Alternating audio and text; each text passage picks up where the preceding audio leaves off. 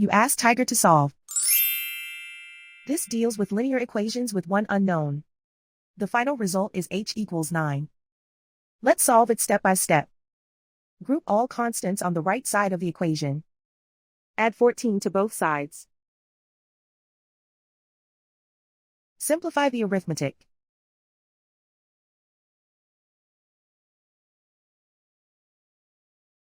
Isolate the h. Multiply both sides by 3. Group like terms. Multiply the coefficients. Simplify the fraction. Simplify the arithmetic. And so the final result is h equals 9.